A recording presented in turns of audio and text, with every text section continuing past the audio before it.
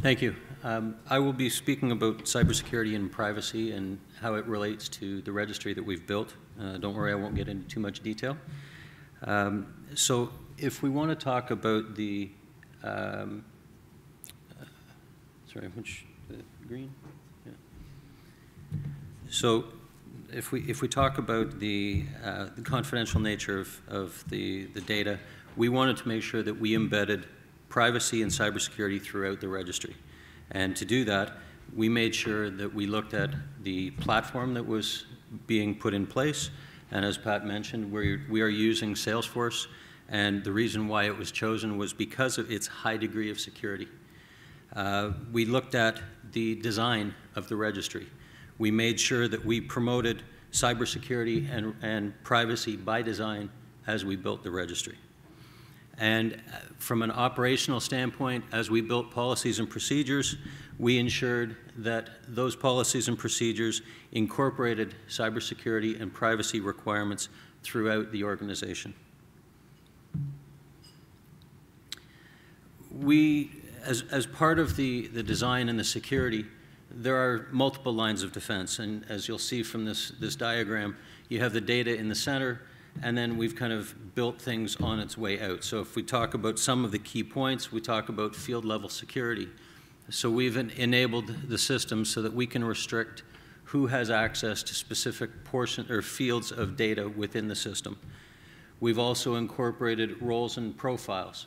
So different roles within the system or within the organization have different access to different pieces of data depending on what their role is. So they will see all of the data that they need specifically for their role, but they will not see any data that they don't need to see. We've implemented IP range restriction. So what this is within our internal organization, we've ensured that IP addresses are restricted so that only specific IPs can get access to Salesforce, which means anybody outside of our organization does not have direct access to within or to inside Salesforce. And then from a registrant standpoint, so for the producers and the pros and the service providers, we've implemented two-factor authentication.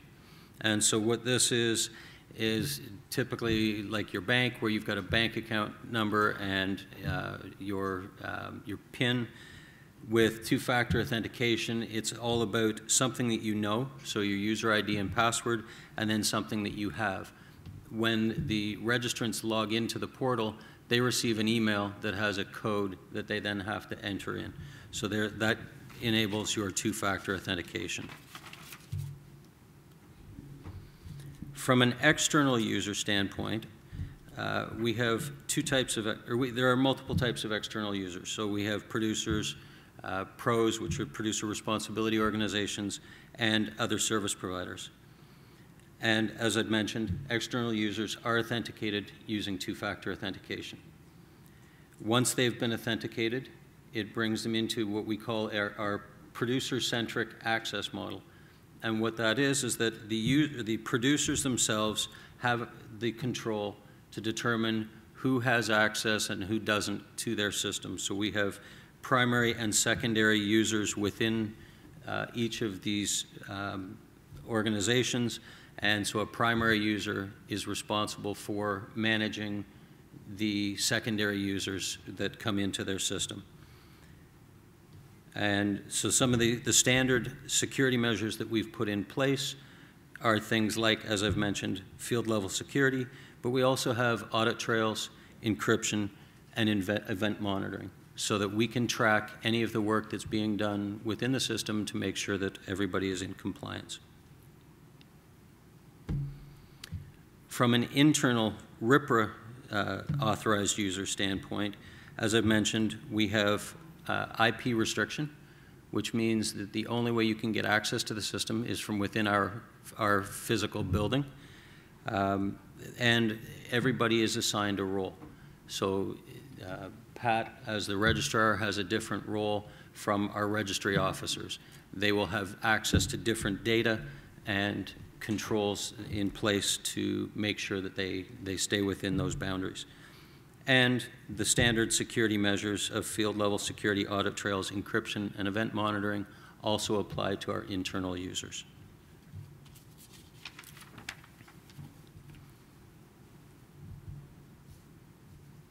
So some examples of operational processes.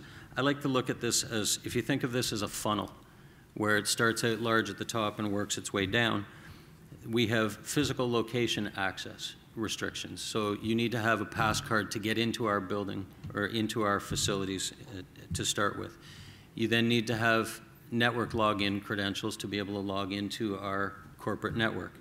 Once you're into the corporate network, you then need to have registry system access. So you need to be able to log into the registry.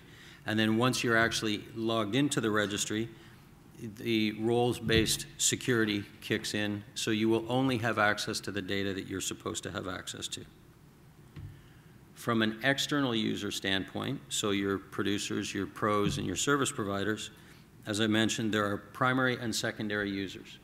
The primary users are, I'll call them the gatekeeper for that organization, that they set up any of the secondary users, and any changes to primary user accounts require access or work with the registry officers to make those changes. Secondary users, however, can be added or modified by the primary user. One of the things that we've really focused on as part of the build of the registry is that we only capture critical data elements that are required to support the regulation. Nothing more, nothing less. We make sure that any data that we capture is required for us to be able to complete or to meet our mandate. Some additional considerations that we took into account when building the registry was making sure that we complied with things like the Government of Ontario's IT standards. The Government of Ontario has spent millions of dollars and numerous hours building standards that work for the government, and we felt that they would work for us. So they've been incorporated as part of our build to make sure that we have not only cybersecurity but standards in place across the board.